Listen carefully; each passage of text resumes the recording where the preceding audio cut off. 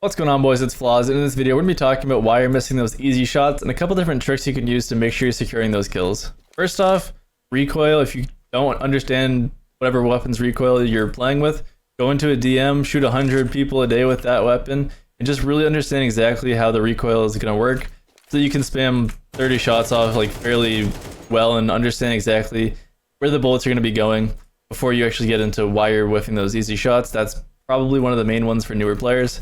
Once you got that down, you feel pretty confident in your ability to spray people down.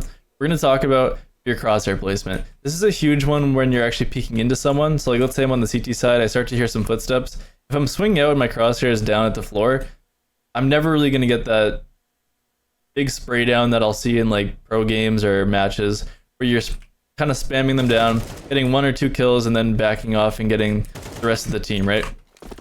If my crosshair is down too low and I have to adjust, I might over adjust, I might under adjust. I'm not even going to hit that headshot. If I'm already aimed at the people's heads that are swinging out, I peek out into them, it's a lot easier to get 1 or 2 kills with those first couple bullets in the spray and get those headshots and then be able to spray down the rest of the team, or just kind of delay for my team to get in. Then if I were to just like aim down, try to flick up, and then I hit a couple of body shots, right?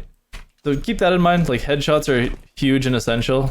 Obviously movement right there is not the best, but if you can hit those couple headshots on the people that are running in with your crosshair placed far enough away where if they do run right into it, you're basically securing the kill. That's another big thing. So if I'm holding this angle like right here and I'm holding tight to it, I'm only really holding for the person that's kind of pieing the sight and cutting off different angles one by one. Even if they do jiggle and I don't hit that shot, I basically gave away my position, right? Okay, oh, there's one sight. They might start like nading this, mollying this position out. So I'd rather take a fight on someone who's like guaranteed to be running into my crosshair, right? So if I hold a little bit deeper here, even if I'm jiggly peeking this, like I can still kind of make it difficult for them to hit their headshot on me. But if they get to this position, there's a really good chance that they're not actually just aiming at the sight box position and that they're trying to clear out car, they're trying to clear out CT, and trying to like get into the sight, but they're not 100% locked in on my position. So I'd rather hold my crosshair out here, aim a little bit farther out than like most people hold right against the box, because you know that they're going to be most likely running in. And then once they run in, it's an easy shot. You can just hit that nice headshot as they're running in. You have plenty of time to adjust and actually just left click them in the head. That's a very, very easy way to control the fight and make it an easy kill for you. Now we're going to talk about if anyone's just swinging out into you and what to do in that situation. So if you're on the T side, your whole team hit A, you're kind of just like lurking out, you're in a position to get a free kill, and you're holding like this, right? You hear someone rotating from B. The best thing to do in this position is peek into them. So I hear someone from B kind of rotating in. Okay, right, now I'll peek into them.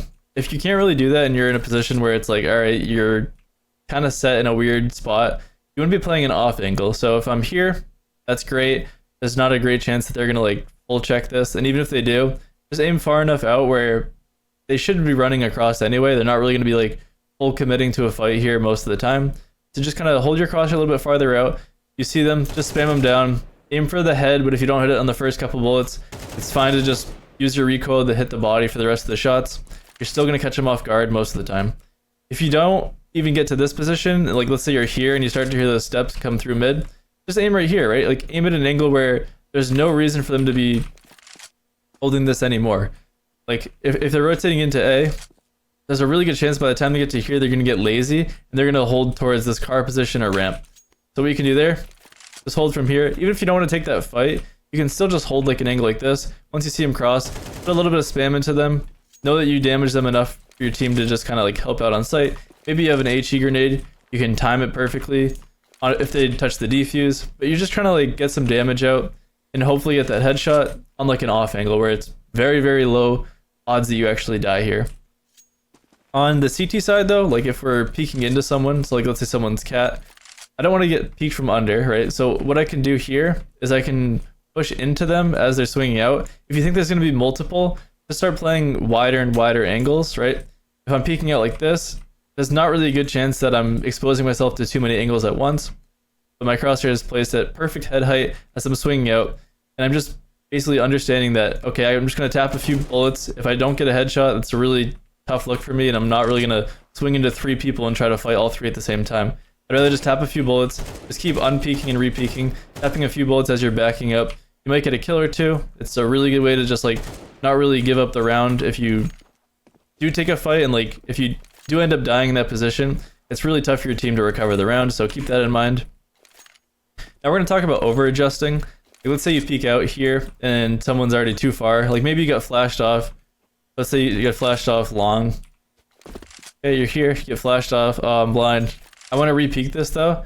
If I re-peek and I see someone that's already like swinging out too far, or they're like at this blue bin, I can swing, and then if I over adjust, that's another huge problem. The biggest way to work on this is get into a DM server and almost just don't adjust your aim until you see someone, and then adjust to them, right? So like let's say I'm in a deathmatch server. Okay, yeah, like swing out here, don't see anyone, still don't see anyone. Someone peeks me in the deathmatch server, then I'm trying to adjust to the head and hit that first bullet, right? Like that's a huge way to just to kind of practice this and like work on your skills of just how to adjust your mouse and make sure that you're adjusting to the right angles. You can also just like pre-aim different angles that you'd expect in like a match and just work on it that way. That's like a little bit more advanced. If you're already working on like over adjusting or under adjusting, you've probably understood how to like hold with your crosshair plays perfectly, so good on you. The next we're going to talk about is movement. You're not moving effectively when you're entering into different angles. So like let's say someone's swinging out long here, or let's use mid as an example. If you use long enough times. Let's say you're here and someone's pushing through under. Maybe you like snuck through here on the CT side. If I'm just gonna sit here, like it's fine to just hold for that first kill. But then after that, sometimes I'll see people that just kind of get stagnant and they'll sit in the exact same spot and not really move enough.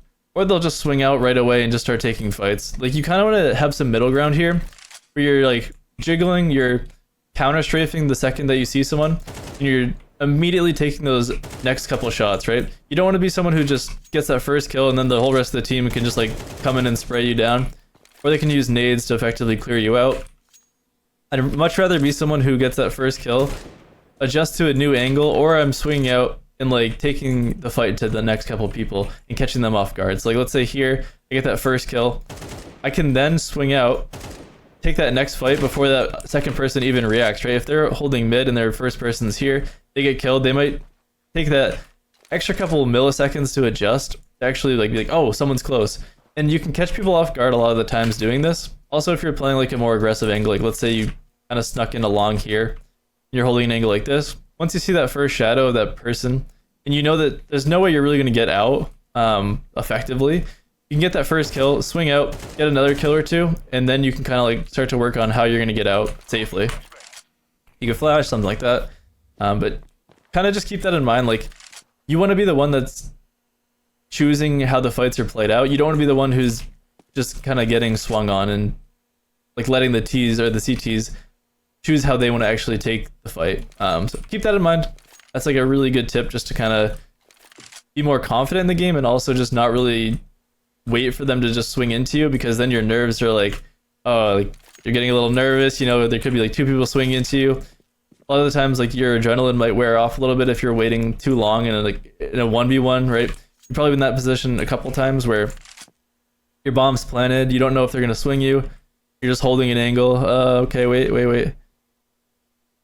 Okay, I've been waiting so long that like my adrenaline and I'm not really as like sharp as I could have been if I was swinging out, being proactive in the play, being proactive in the round, and just being the one who kind of decides how the round's gonna be played out. You always want to be in that position rather than the one who's kind of like flicking around like, okay, where's the last person? Are they here? No, I don't know. They could be long, they could be cat.